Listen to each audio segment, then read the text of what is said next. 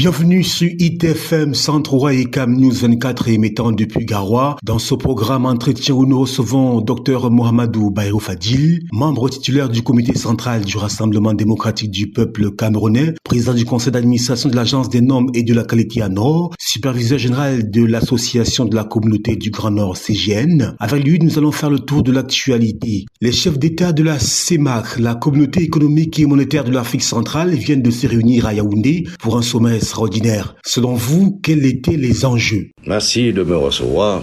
Globalement, les enjeux se situent fondamentalement à deux niveaux. Premièrement, la baisse de la croissance économique dans la sous-région qui est passée de 3,3% à 2,3% entre 2022 et 2023. Deuxièmement, la dépréciation des réserves de change qui sont passées de 2,3 le mois d'importation en 2016 à 4,6 le mois en 2023. Comme conséquence, le risque d'une crise financière n'est pas loin, d'où la rencontre des chefs d'État de la CEMAC à Yaoundé. Quel regard portez-vous sur les économies de la CEMAC? Vous savez, la CEMAC se trouve dans un environnement global et ne saurait vivre en vase clos. De ce fait, M. Kougan, les économies de cette zone sont nécessairement impactées par les fluctuations ou les chocs mondiaux. Et c'est justement là où se pose le défi souligné fort opportunément par le président de la République, son Excellence Paul Biya, c'est-à-dire de trouver des voies et moyens pour limiter ou atténuer ces chocs qui ne sont pas seulement exogènes, mais aussi endogènes. Je l'avoue, c'est tout là l'enjeu de la rencontre des chefs d'État de Yaoundé, trouver une bouée de sauvetage pour la CEMAC. Alors à vous écouter, une question nous vient. Doit-on continuer avec le franc CFA comme monnaie en Afrique centrale? Vous savez, la question est complexe et comme vous le savez, certainement, elle divise. Je pense sincèrement que pour le moment, la question n'est pas tant le franc CFA en lui-même, mais davantage l'usage ou l'utilisation qu'on en fait. C'est vrai que la dépréciation des réserves de change et ses corollaires inclinent à répondre par la négative. Mais il y a des pays qui disposent de leur propre monnaie sans pour autant briller par une prospérité enviable. D'autres, par contre, parviennent tant bien que mal à tirer leur épingle du jeu, il faut l'avouer. Ceci dit, même s'il est toujours préférable de disposer de sa propre monnaie, eu égard à la maîtrise d'un certain nombre de paramètres que cela confère, avoir sa propre monnaie en soi ne garantit rien du tout, tant qu'une gestion saine, avant-gardiste, éclairée et pragmatique n'est pas mise sur pied. L'année 2024 tire sa révérence. Quel souvenir gardez-vous? Pensez-vous que cette année qui s'achève a été favorable au développement de notre pays? Comme souvenir, le sommet des chefs d'État certainement marque, surtout de par le contexte de sa tenue. Je pense tout acteur politique, tout homme d'affaires et autres devraient être attentifs à cette situation. Bien sûr, sur le plan familial, la naissance de ma fille, ma petite fille, constitue un moment fort puisque je suis désormais grand-père et je m'en réjouis et je considère cela comme une bénédiction de vivre cela de son vivant. Maintenant, parlant de développement, chaque année est particulière et le développement est tributaire de nombreuses contingences, comme vous le savez. Oui, 2024 a été une année très difficile, mais pas simplement pour le Cameroun. Nous avons bien résisté et il faut féliciter le président de la République pour cette résilience dont le Cameroun a fait montre pendant que ça partait en vrille dans d'autres pays autour de nous, comme vous pouvez le voir sur votre petit écran. On aurait aussi pu faire plus et mieux, vous allez me le dire, mais bon, on ne s'en est pas mal sorti tout de même. En 2025 se tiendra au Cameroun l'élection présidentielle tant attendue. Quelle analyse faites-vous du climat politique au Cameroun?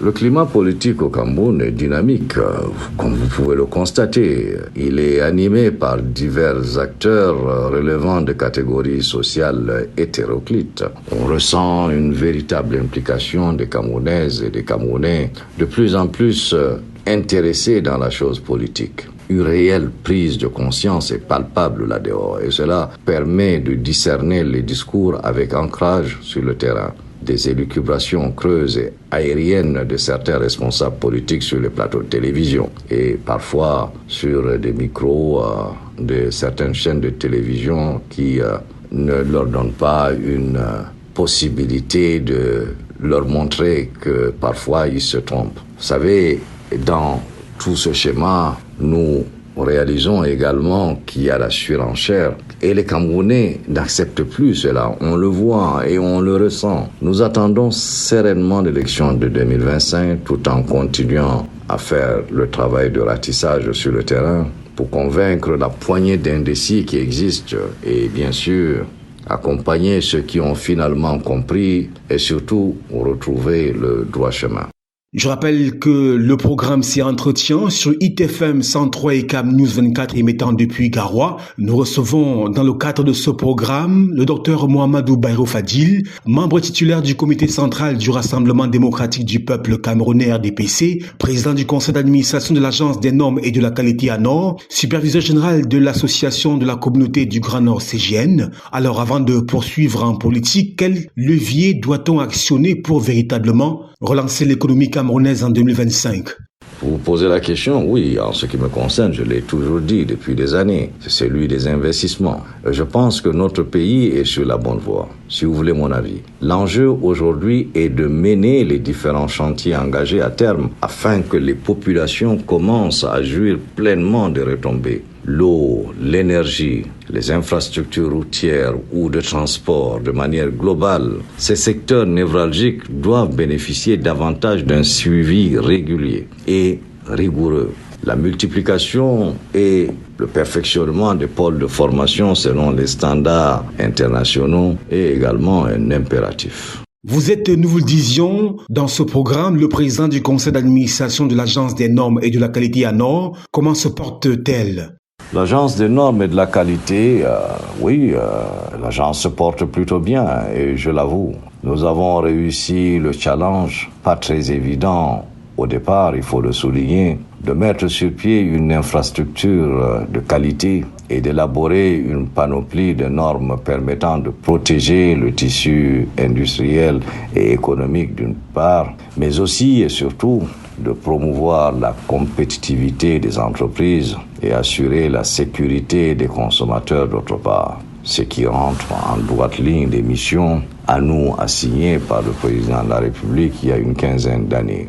Cette petite virgule dans les confins de l'Agence des normes et de la qualité, revenons sur le plan politique en parlant justement des partis politiques de l'opposition à travers plusieurs plateformes qui optent pour une candidature unique de l'opposition afin d'affronter sereinement le candidat de votre parti, le RDPC, au pouvoir depuis 42 ans. Quel commentaire vous inspire cela ? Je suis heureux de voir cette émulation, bien sûr. Cela participe du dynamisme de la sphère politique camerounaise, comme je vous le signifiais un peu plus haut. Mais malheureusement, nous sommes habitués à ce genre de folklore où la montagne finit par accoucher d'une souris.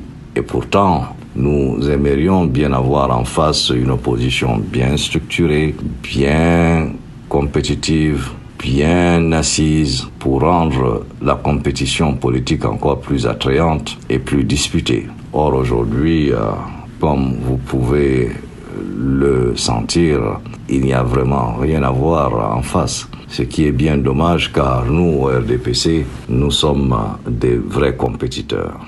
Quelles sont, à votre avis, les chances dont disposent ces partis politiques de l'opposition de renverser le Rassemblement démocratique du peuple camerounais, le RDPC ? Comme je viens de vous le démontrer, il n'y a aucune chance. Nous sommes une machine à gagner les élections. Le RDPC est hyper structuré et ratisse large en permanence. Nous n'attendons pas l'approche des élections pour aller au contact des populations. Vous voulez mon avis? Vous voulez vraiment mon avis? Je vous regarde bien dans les yeux et je vous dis, l'affaire est déjà pliée. Docteur Mohamedou Bayrou Fadil, nous sortons de ce programme, mais avant, un message à l'endroit de vos concitoyens pour 2025 qui s'annonce. Ce que je leur demande, je leur demande simplement de rester groupés derrière le président Paul Biya en continuant à lui témoigner leur soutien. Je leur demande aussi d'oser, d'entreprendre, de croire en leur potentialité et de comprendre que c'est ensemble que nous allons développer notre pays et le hisser à la place qu'il mérite. Permettez-moi donc à la fin de souhaiter à toutes et à tous bonne fête et heureuse année 2025. Je vous remercie. Voilà, madame, monsieur, merci de nous avoir suivis durant cet entretien sur ITFM 103 et CAM News 24 émettant depuis Garoua. Nous avions comme invité Dr Mohamedou Bayrou Fadil, membre titulaire du comité central du Rassemblement démocratique du peuple camerounais RDPC, président du conseil d'administration de l'Agence des normes et de la qualité à Nord, superviseur général de l'association de la communauté du Grand Nord, la CGN. Merci de rester en compagnie de nos programmes. Bonne fête et heureuse année 2025 à toutes et à tous. Au revoir.